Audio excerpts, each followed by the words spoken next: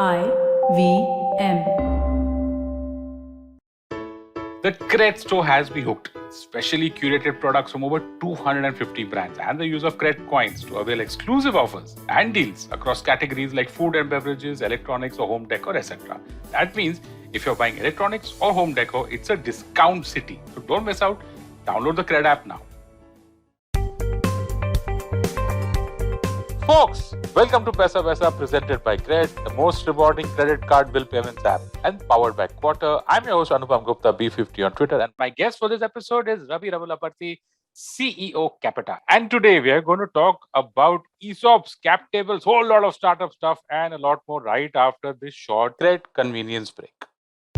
Your computer can be compromised in many ways, and all cyber attacks ultimately affect your files and apps by accessing everything that's on your PC. Intel vPro keeps you safe from cyber attacks using the Intel Hardware Shield, which has 3 groups of capabilities. First, advanced threat protection, quickly detecting issues like ransomware and crypto mining. Second, below the OS security, identifying unauthorized changes to hardware. And lastly, application and data protection, preventing malware injections. So, secure your organization's productivity with Intel vPro's hardware-based security. Visit intel.in/IT heroes to know more. Remember Intel vPro, it's built for business. Ravi, welcome to Paisa Vaisa. Thank you so much for doing this for our listeners. Thank you so much for having me on Paisa Vaisa, Anupam. Thank you, Ravi. Quick intro to you, your background, to Qapita, what it does. Of course, we'll go much into detail into Qapita in the second half, but just give us maybe a 2-minute intro to you and Qapita. Anupam, I grew up in Hyderabad, studied at IIT and IIM, and then went on to become an investment banker. So you can think of me as a banker for about 17, 18 years before starting Qapita.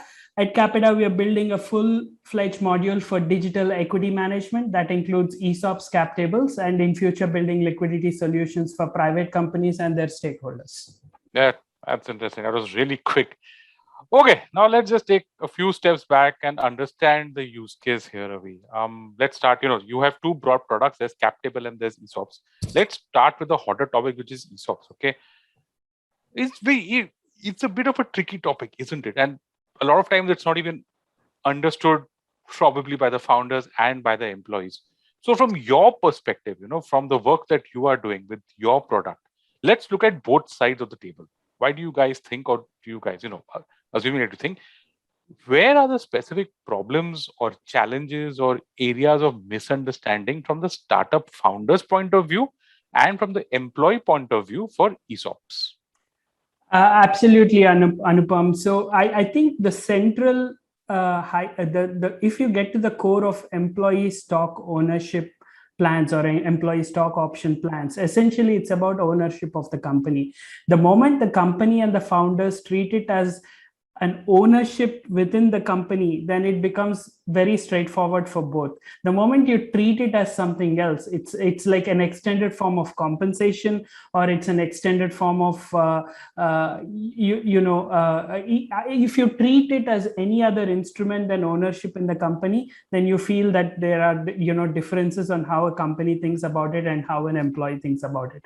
And so I think part of what we are doing is treating employee ownership for what it is. It's essentially a part of the company and therefore related very closely to the cap table, and that's how we conceive of the product. There is a very frequently used quote: if you're looking for returns, think like an investor. If you're looking for if you're an employee, employees will look at like compensation, but if you're like an owner, you think of contribution.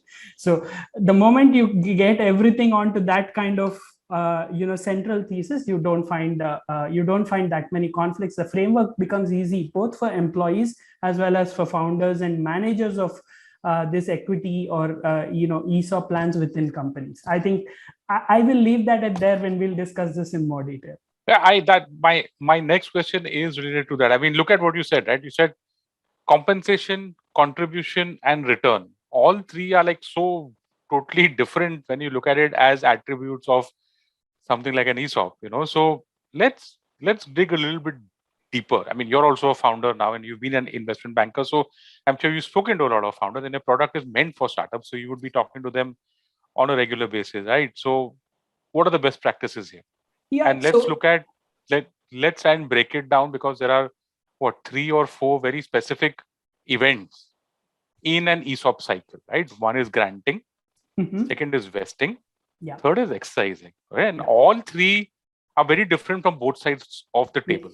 Let's get your perspective on that. Absolutely. So I'll start with one more stage, which is design of the plan itself. So first of all, put the constraints on design of the plan.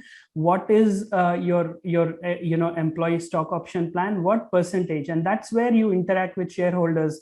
Essentially, you're carving out a piece of the company and distributing it to your employees, and therefore you have to kind of think what is acceptable to your shareholders and so on. And so the best practices there, if you see the companies that have actually used ESOPs really well, that range we have generally seen across the world, and even in this part of the world for successful companies, between 5% to 15% of the company, and in some cases a little bit higher, actually being allocated towards employee incentives. So can I assume that a floor of 5% is good? Yeah, I think so. If you draw a normal kind of curve for successful startups which have implemented this, you will find most of them like that will be your 5 sigma range kind of thing. Okay. Between 5%. So it's not like anything less than a 5% kind of thing, then you are not have a significant employee ownership. So please go on. So that is design phase. That is where like creating the pool and so on. So design kind of architects across all of the stages you mentioned, but first you have to kind of the construct of ownership, what percentage of ownership do you want to give employees and so on. And then comes the next part, which is part of design, which is distribution. So are you giving ownership to rank and file in the company? Are you giving to frontline, or are you giving to senior people within the company? And that's another decision a founder has to take in terms of so. And so if you want to think of, everybody needs to think of from a contribution perspective. You want to give the ESOPs to everyone. If you want only a few people to actively think of contribution perspective, then you kind of restrict it to fewer. Kind of reminds me of Narayan Murthy, right? Very famous story of Infosys, of him having given his gardener and his driver, and I thought that created a lot of goodwill here. It's a very feel-good kind of thing, right? What do you think? Absolutely, including, and there is a story also about the Facebook, the guy who designed the like button. Wow. Was actually given options because Facebook couldn't pay him at that time. At least there's a story going around at the time of IPO. And I started I started my career. I worked with Infosys for a year at the very start of my career. So nice. all the way back. So I can actually, I know what it meant, because this was a big story at that time. And Infosys, Wipro, some of these companies pioneered this in the Indian ecosystem itself in terms of ESOPs. And at that time, they were still listed companies. So it was going into the listed company territory. So if you want this feeling of rank and file and ownership of the company to seep through the organization, then you want to kind of go for org-wide ESOPs. And that's the trade-off. And sometimes people find between quantum versus distribution and so on. The other thing was managing for systems. And now that people like ourselves and our competitors are creating the systems, you can actually afford to do this on not on paper and not on spreadsheets, and actually use systems to manage, which makes it easier to kind of go wider distribution. Then the second aspect is granting. So granting has 2 elements to it, actually, to who you grant and how much you grant. So I kind of talked about it. And so now there are best practices in terms of if you want to go, across the organization, how do you kind of structure it? And so from a company's perspective, there's always a constraint of the pool, which is allocated by the shareholders, which is at 5 to 15%.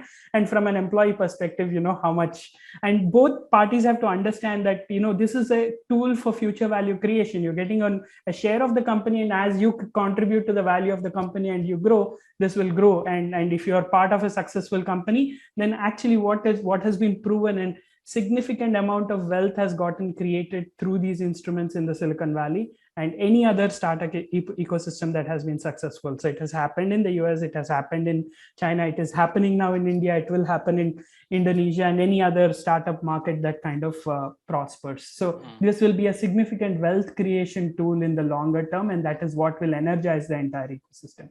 And the third part is vesting. The typical best practices we have seen is 4-year vesting. It's almost become a norm across listed and unlisted companies. So you vest over 4 years. And now there are other things around vesting like cliffs and so on. If you want to be really proactive and employee friendly, you'll go for monthly vesting, no cliff period. Typically, you want to actually, when you get a new employee on board, you will have in what is typical HR practice, you have a probation period, company getting to know the person and so on. And therefore, the cliff is the equivalent of that concept in the ESOP, in the ESOP domain. And that is basically, let us get to know your contribution and so on. So if you've been with the company for at least a year, it starts to kick in, and then you have a 4-year vesting period. Very rarely we have seen 5 years, 7 years as well. And aggressively, when you're actually trying to get talent that you can't afford, you may actually give up upfront ESOPs. But the norm, again, if you draw typical ESOP plan, will have a 4-year vesting schedule. It's almost becoming the standard. But that 4-year excludes the so-called cliff or probation period, you're saying, includes, right? So it's 1 plus 3 then. Yeah, it's 1 plus 3. That is almost the standard that we are seeing. There are always exceptions. There can be reasons 1 plus 4, 5, 1 plus 3, depending on. So the vesting happens then at the last day of 4th year. The vesting happens at a cliff, which is the first anniversary, and then on a quarterly basis, annual basis, or monthly basis. It spreads out. Yeah, it spreads out. It's pro rata. And if you want to be really proactive and friendly to the employees, then you go for monthly vesting, so that it's like a true pro rata in some sense. And just like your salary. Just like your salary. Now, nice. This is time-based vesting, and sometimes there'll be performance-based vesting, which means it is linked to your performance objectives, and therefore you hit a certain milestone. That's when the vesting happens. So there's time and there is a performance. A good kind of balance is to have a combination of both for employees. Like performance is a little bit hard to define. I mean, what if something like the pandemic hits, I'm getting screwed for something that's not in my hands. Yeah, so you have to understand that this is finally about the value of the company growing. So if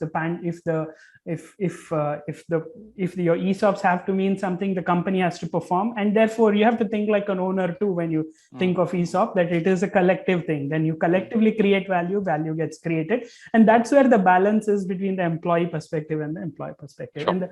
And the last one you mentioned is exercise. So where we have seen is like lack of transparency around exercise can actually hurt the longer term prospects. Finally, exercise is you're giving an option because the option can convert into a share of the company. And so having full transparency around how an employee eventually creates value around exercise of the ESOPs and so on is really important if you want employees to believe in your ESOP program. And that is also and therefore designing the rules. So what happens if a person leaves? Ideally, he should keep the vested options with him for forever to kind of vest exercise. But the person and exercise prices can be artificially set as very high.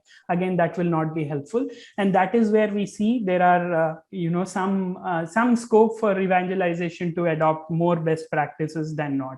And that is when wealth gets created through this asset class. And I'm talking of compensation like salary. Actually, wealth getting created from this asset class is when we have truly evangelized ESOP. So I can get into each one of these topics and discuss in detail, but I'll pause for more questions. Yes. Yeah. We'll probably keep that for another episode. One last question before we go into the cap table, Ravi.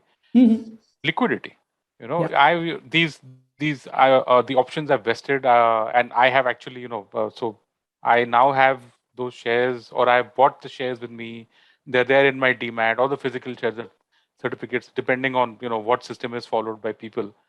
What happens after that? Because in some cases it's almost worthless paper to me, because there's no aftermarket for it, right? Yes. At least things today are much better, because there is, in case of some startup, there is an unlisted market, but there again founders can be nasty, right? So just let's go into that, because that I think is a little bit important. Anupam, we've hit the bullseye into our motivation to start Qapita. So what we've seen is happening is company becomes private, multiple large rounds of private funding happen. Companies stay private for much longer. When I started my career as a banker, the average time to IPO was 6 years. The global average time to IPO today is 12 years. And in our part of the world, it is actually 12, 14, 15 years. So company actually exists in the private form for a really long time.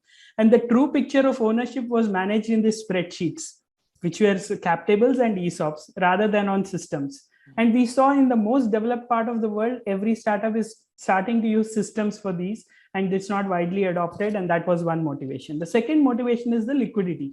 So ESOPs, I mentioned, typical vesting schedules are 4 years. So you have these 4-year vested options, and company stays private for 14, 15 years without liquidity events happening. And then how do you, how do you make this a paper contract or a contract that you have with the employee mean something for the employee? There has to be liquidity. So one of the motivations why every other part of a bank had got disrupted by technology except the part of the bank that I worked in. And for me, the bee in the bonnet was how will technology change this aspect of banking. And through ESOP systems and cap table systems, we saw how transactions get impacted, and the way transactions get impacted is actually providing liquidity. So what in our roadmap, it's not one part is building the software. We actually want to provide liquidity solutions to employees and stakeholders, which can be early investors in startups as well. How do they get liquidity before waiting for the 12-14 year period? And that benefits the ecosystem as a whole, because you're actually the capital gets recycled with respect to early investors, and employees stay. So today, if you are a solid engineer, you can get offers from a Google, an Amazon, a Microsoft, or a Swiggy, or a Paytm, or any of the private companies. You're competing for the same talent. With the super bike thrown in. Potentially with a super bike or two thrown in and a vacation. So if you are looking at that situation, then your ESOP should mean the same as a listed company ESOP. And therefore, there has to be structured liquidity for your ESOPs. So part of what we're building on top of the ESOP management itself is a structured liquidity. Can a company go and say, every quarter or every year, company will buy back X% of its ESOPs back from the employees? And for that, the company needs to have its own parameters. And can we actually build a software that where you can run this whole process on the software itself? Can we take it a step further and let investors actually participate in that buyback, so they can actually get exposure to that company as well? And so that's basically the next step in terms of where we are headed. Absolutely. Okay. Last question before we, wrap this first part of this episode is cap table. So this year and the last one, I think for the last 18 months, startups have been raising money right, left, and center. What used to be a once in a year event is now like thrice in a year event, if not more. So cap tables can become really tricky or difficult to handle, right? I mean, what's your view out here? Yeah, absolutely. So the asset class which has grown at a cumulative annual growth rate, a CAGR of 45% over the last 20 years, is private cap tables. So value of private cap tables and very few asset classes over a 20-year period would have grown at 45%. And in the past, this was driven by the US startup ecosystem, then China. India's time has come, and we are seeing that happening in the Indian ecosystem.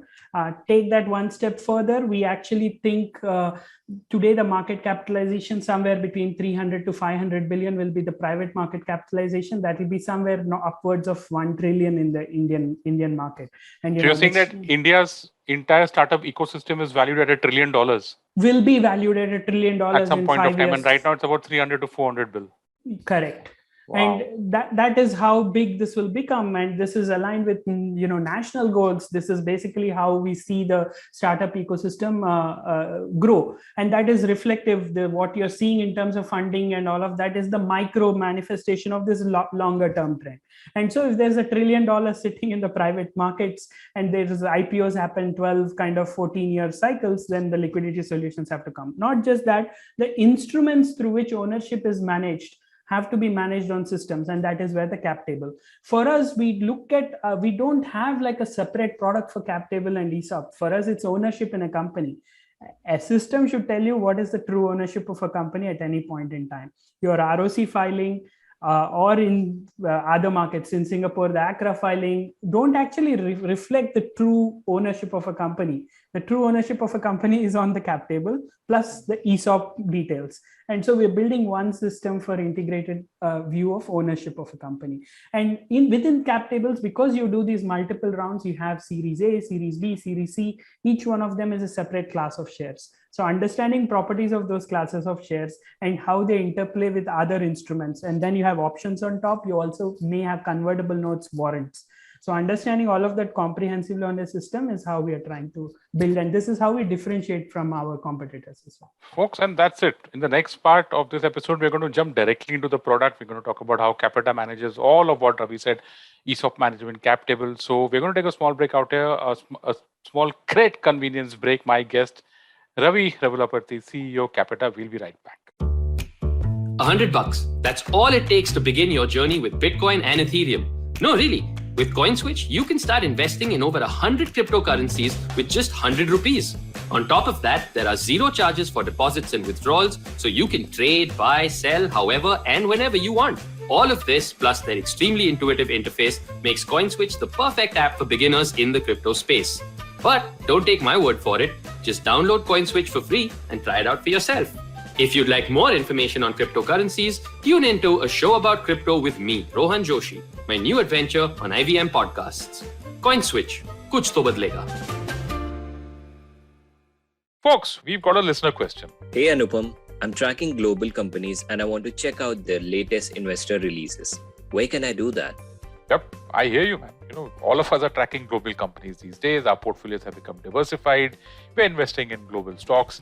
And if you want to track the global companies, big companies like a Tesla or Apple or a Facebook or a Google, you would want to check out their quarterly results, right? And the investor releases, which has a conference call and presentations, analyst presentations and stuff like that. Where do you do that? Well, you've got the Quartr app. The Quartr app gives you a big exposure to global companies also. So if there's any company in the US, you will get it on the Quartr app sitting here in India. And that means the result table, the investor presentation, the conference call, all of that on the Quartr app. That's QUARTR.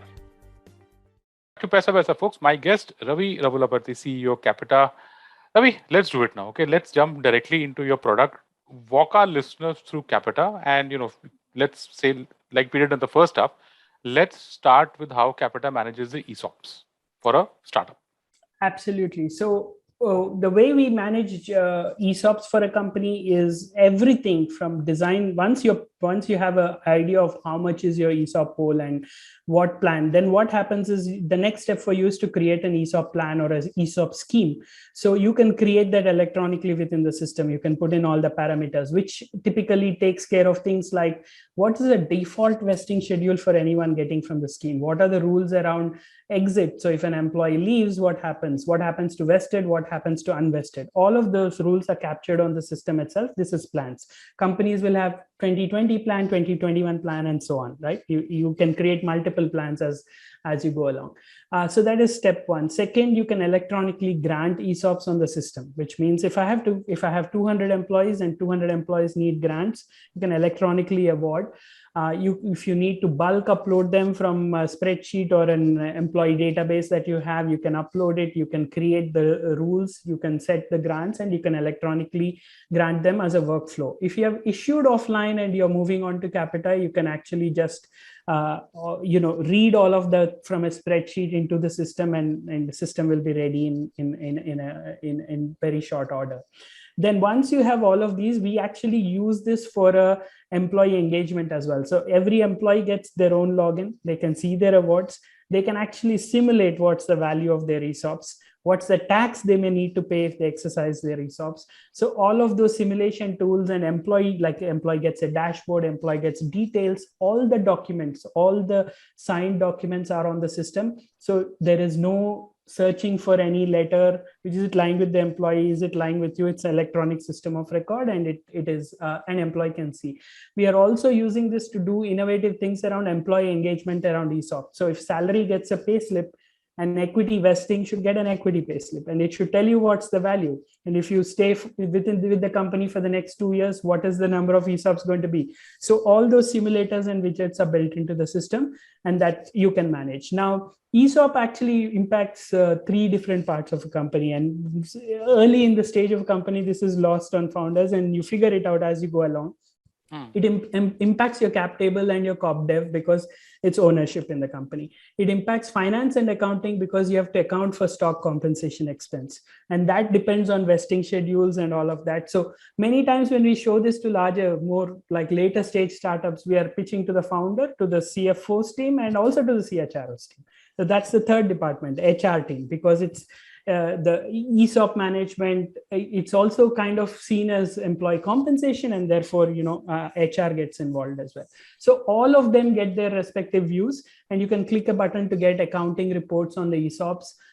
So one click of a button, you want Indian accounting standards, you can get that. You have IFRS, you can get IFRS reports, and so on. For the next step for us is to actually integrate with valuation of companies, and like the accounting valuation, tax valuation purposes, you need valuations for ESOPs and tax and so on. So tying up with providers of those to actually automate that, or at least semi-automate that on the platform. So that's what we're building towards. That's what you can get on ESOPs.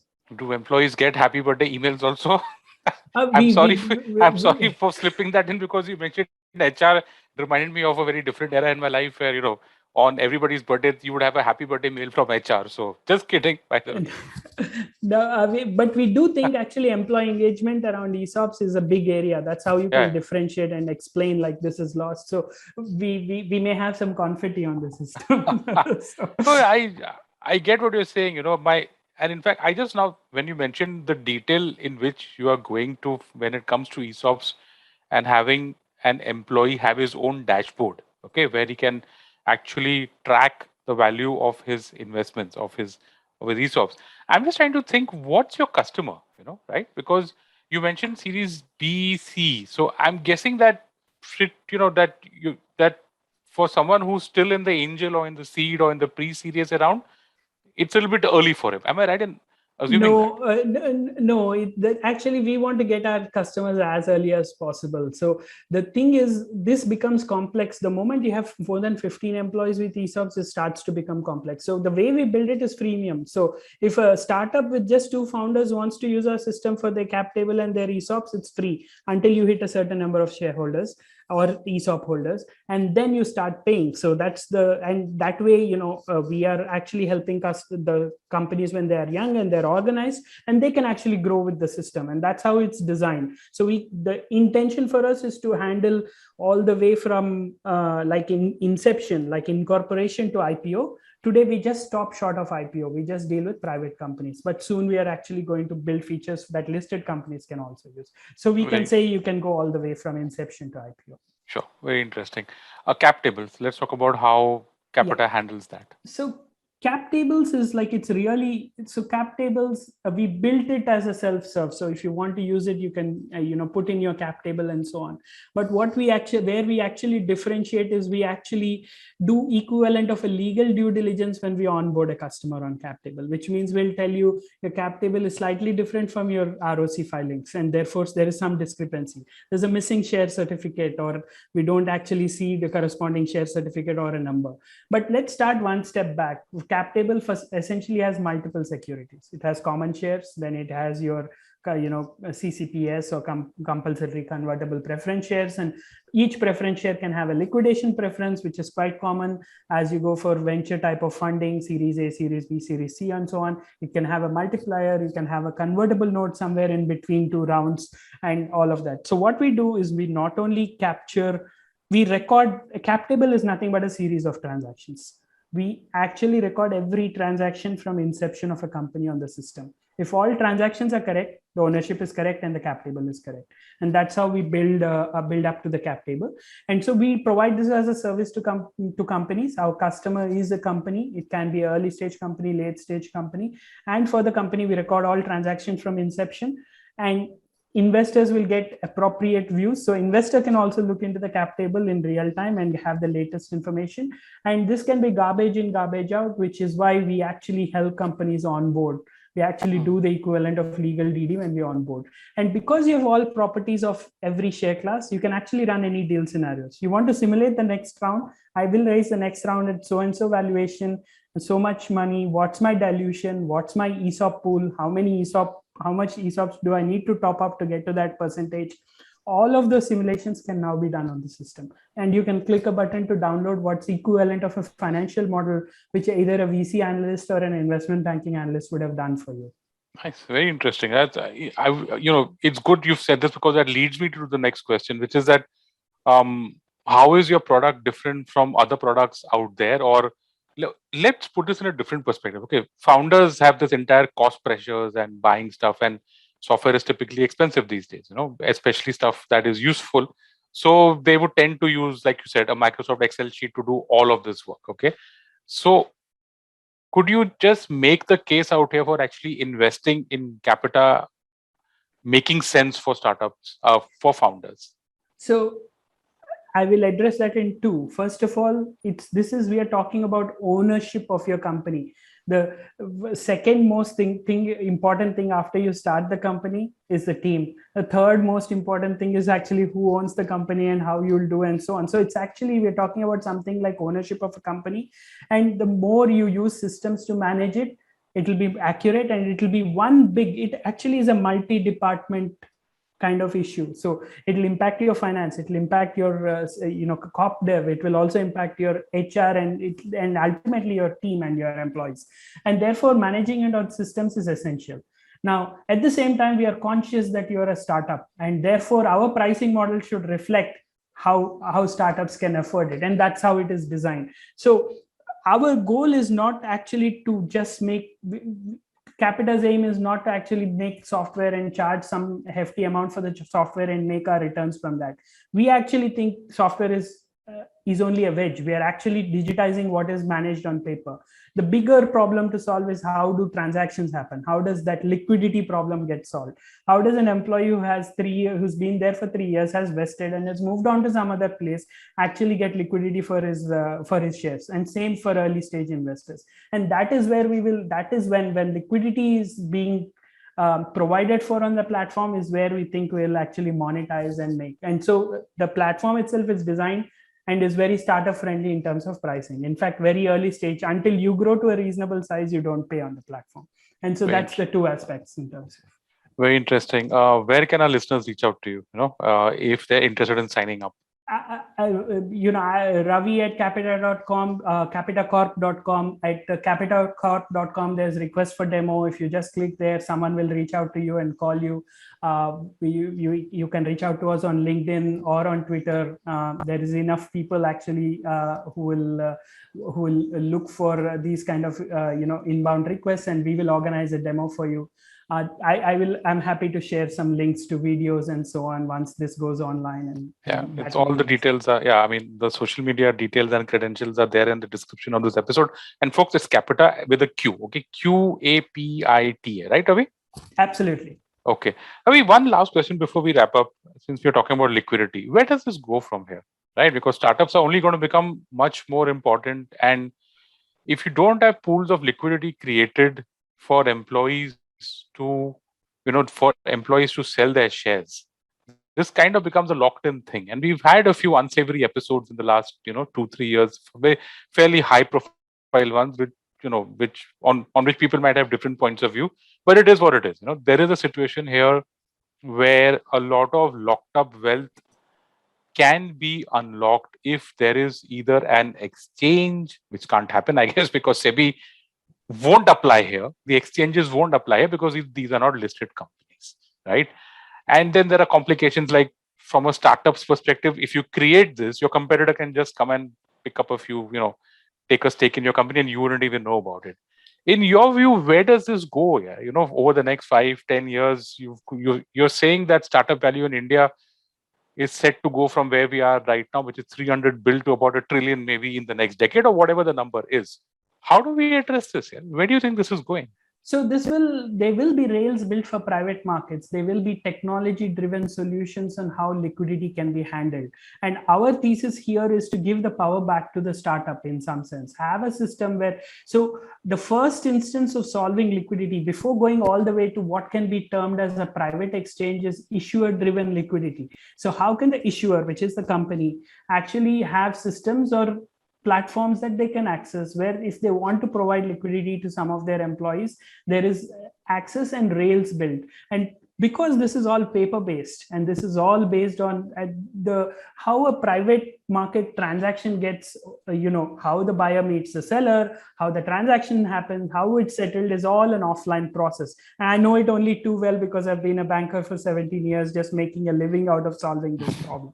On an offline basis, but we think they're already rails built. So if you look at the US, almost 4 or 5 platforms have emerged.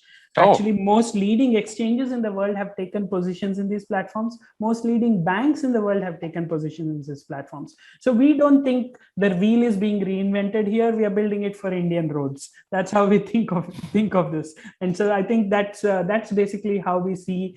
So the rails will get built. There'll be systems where it's easier to meet for buyers and systems and sellers to meet. And I'll give you an example. If the entire cap table and ESOP is being managed on a software system, and that is actually our bigger vision here.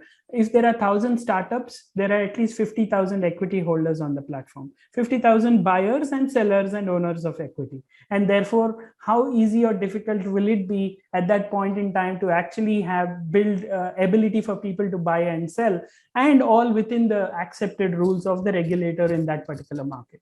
That's how we see this problem gets addressed. So someone will build it. It will be Qapita or someone else, but rails will be built. And the regulator will happen also, because right now there's no regulator. It's a wild west out there. Progressively, there'll be some regulation on terms and limits in terms of how, because ultimately this is significant wealth creation, and then you should think, should this wealth creation be accessible to a larger group of investors? So that problem will come up, and when that problem comes up, regulators will also kind of make a play. Yeah.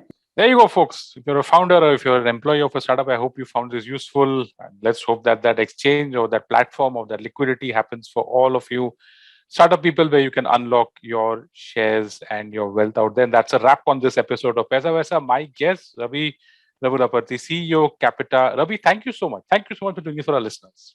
Thank you, Anupam. And now the CRED privilege tip of the week. Folks, invest in yourself. What I mean by that is understand investing terms. You saw in this episode, we spoke about exercising of options of ESOPs, investing, and a whole lot of stuff. So there's a lot of terms out there which might be a little bit difficult to understand. It's always a good thing to understand, explore, and research into key investing terms. And there's a whole way that you can do that.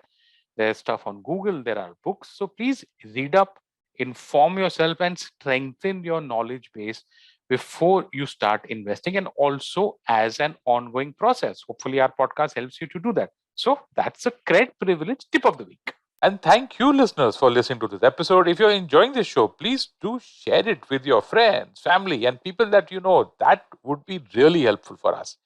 You can listen to this show and other interesting shows on the IVM Podcast app or ivmpodcast.com.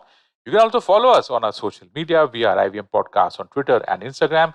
And if you want to reach out to me, I'm your host, Anupam Gupta, B50 on Twitter and B_50 on Instagram.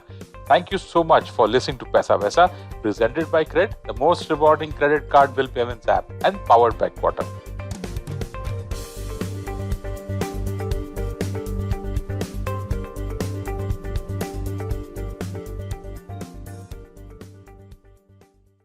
No material on the show should be considered as financial advice. The material on the show is for informational purposes only. Please consult a financial advisor before taking any investment decision.